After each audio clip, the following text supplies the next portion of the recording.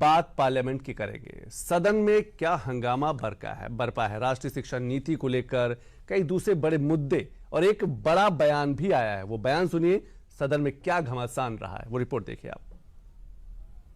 हम बोलने के लिए तैयार भी किए हैं और आपको क्या क्या ठोकना है ठीक से ठोकेंगे। आप बहस आपस में करेंगे। आपसे उम्मीद करता हूं कि आप बातचीत में बहुत अनुभवी हैं। आपसे लोग सीखेंगे। उनको ठोकेंगे, सरकार को ठोकेंगे। यह अति निंदनीय है, अति निंदनीय है। संसद के बजट सत्र के दूसरे दिन कांग्रेस अध्यक्ष मल्लिकार्जुन खड़गे ने राज्यसभा में ऐसा बयान दिया जिस पर विवाद खड़ा हो गया। दरअसल मंगलवार को राज्यसभा में शिक्षा नीति को लेकर चर्चा हो रही थी, जिस पर बोलने की बारी तो कांग्रेस नेता दिग्विजय सिंह की थी, लेकिन कांग्रेस अध्यक्ष मल्लिकार्जुन खड़गे बीच में ही सवाल पूछने को खड़े हो गए। ऐसे में राज्यसभा में चेयर पर बैठे उपसभापति हरिवंश नारायण सिंह ने उन्हें बैठने को कहा, तो जवाब में खड़गे ने कुछ ऐसा कमेंट कर दिया जिसके चलते सदन में हंगामा खड़ा हो गया। सुबह में एजुकेशन मिनिस्टर आए नहीं थे। प्लीज सुनिए बोलने दीजिए। विषय पे हम लोग क्या डिक्टेटरशिप हो गया? मैं आपसे हाथ जोड़ के विनंती कर रहा हूँ। कौन माननीय दिग्विजय जी को बोलना है। नहीं, बोलना है। हम बोलने के लिए तैयार भी किए हैं और आपको क्या क्या ठोकना है ठीक से ठोकेंगे। लेकिन सर, आप बहस आपस में करेंगे। आपसे उम्मीद करता हूं कि आप बातचीत में बहुत अनुभवी हैं। आपसे लोग सीखेंगे। उनको ठोकेंगे।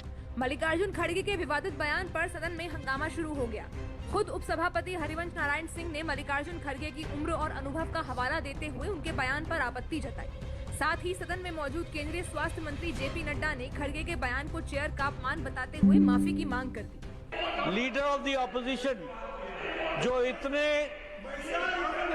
तजुर्बेकार, लंबे समय तक जिन्होंने संसदीय कार्य के रूप में प्रदेश में भी और पार्लियामेंट में भी, लोकसभा में भी और राज्यसभा में जिन्होंने नेतृत्व भी किया और सदस्य के रूप में भी काम किया, अभी जो उन्होंने भाषा का उपयोग किया और चेयर पर स्पर्शन किया है, यह अति निंदनीय है, अति निंदनीय है। वहीं अपने बयान के चलते बीजेपी के निशाने पर आए कांग्रेस अध्यक्ष मल्लिकार्जुन खड़गे ने बयान पर विवाद बढ़ता देख सदन में उपसभापति से माफी मांगी।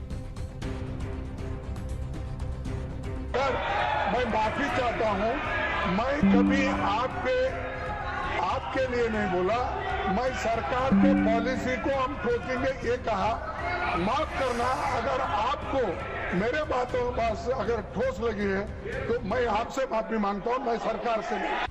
वहीं सोमवार को बजट सत्र के पहले दिन नेशनल एजुकेशन पॉलिसी और ट्राई लैंग्वेज पर छिड़ा सियासी संग्राम मंगलवार को भी जारी रहा। कनिमोझी समेत डीएम के सांसदों ने काले कपड़े पहनकर शिक्षा मंत्री धर्मेंद्र प्रधान के बयान को लेकर अपना विरोध जताया। Yes, the union government is withholding the money which has to be given to Tamil Nadu, saying that we have to sign the 3-language policy and the national education policy. They are ruining the future of the children of Tamil Nadu. They have education is in the concurrent list, and they have no right to withhold the funds which has to come to the children of Tamil Nadu. DM के सांसद के आरोपों पर केंद्रीय मंत्री शिवराज सिंह चौहान ने पलटवार करते हुए तमिलनाडु के विकास के लिए केंद्र सरकार की मंशा को सदन के सामने रखते हुए भाषा विवाद को दरकिनार कर सदन से राष्ट्रीय एकता का संदेश दिया। माननीय अध्यक्ष महोदय, मैं तो स्वयं 2 बार तमिलनाडु गया। एक बार मैं तमिलनाडु गया कृषि विभाग के कामों से और एक बार गया मैं रूरल डेवलपमेंट के लिए। अब मैं कोई आरोप नहीं लगा रहा, लेकिन दोनों बार ना तो वहां के रूरल डेवलपमेंट मंत्री मेरी बैठक में आए, ना वहां के कृषि मंत्री वहां की बैठक में आए। मैं ये निवेदन करना चाहता हूं कि केंद्र सरकार प्रतिबद्ध लाभ देने के लिए, अभी मनरेगा की बात हुई थी तब भी 7,600 करोड़ रुपए तमिलनाडु को दिए गए, आज तक के सबसे ज्यादा। हमने कोई कोताही नहीं। हम तमिलनाडु की महान जनता को प्रणाम करते हैं, तमिल संस्कृति को प्रणाम करते हैं, तमिल भाषा को प्रणाम करते हैं। हम सब भारत माँ के लाल, भेदभाव का कहां सवाल, कोई भेद नहीं होगा।